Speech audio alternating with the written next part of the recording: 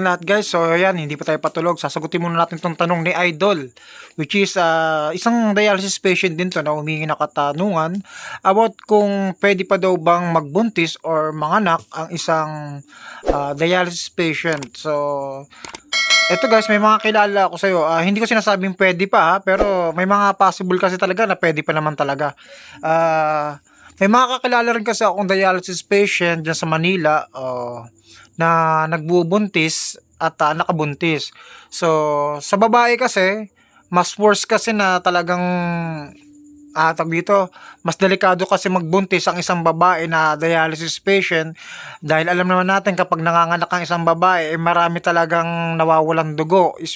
Meaning to say na ang isang dialysis po ay kailangan talagang may property level ng hemoglobin which is umaakyat sa 120 hanggang 90, 100 kasi once na bumaksak ang hemoglobin ng isang pasyente ay may possible na may ER, masasalinan ng dugo. So napaka ano po, ang sa akin lang siguro sa babae talaga, meaning to say, 100% or 99% hindi talaga pwedeng magbuntis kasi napakadelikado. Pero hindi ko sinasabing bawal, pero napakadelikado para sa mga babaeng dialysis patient. Sa lalaki naman, yun, usually po talaga marami po talaga nakakabuntis. Pwede naman po. Kasi hindi naman po yung babae yung hindi naman po yung babae yung magdadala ng ano kundi ano yung lalaki. Sa lalaki kasi similya lang din naman yung mga ano diyan eh.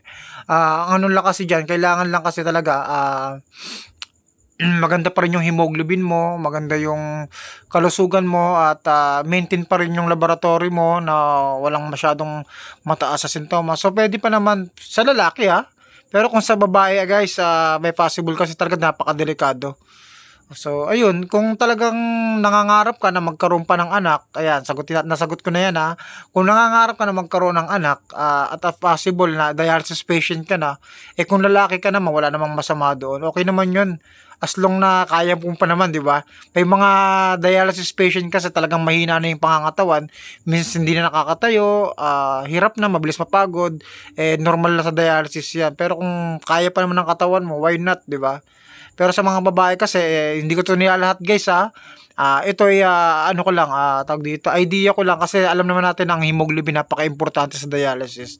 So, once kasi nanganak ang isang babae na may mababang hemoglobin, ay may possible na magkaroon ng problem.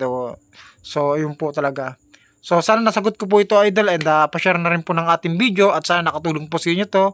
And God bless po sa inyo, Idol. At muli, sasagutin po natin lahat ng mga komento, mga message, hanggat kaya po natin, Idol. Ito'y payo lamang at idea lamang ayon sa mga nakikilala ko, ayon sa mga nakikita ko, at ayon sa mga natatanungan ko.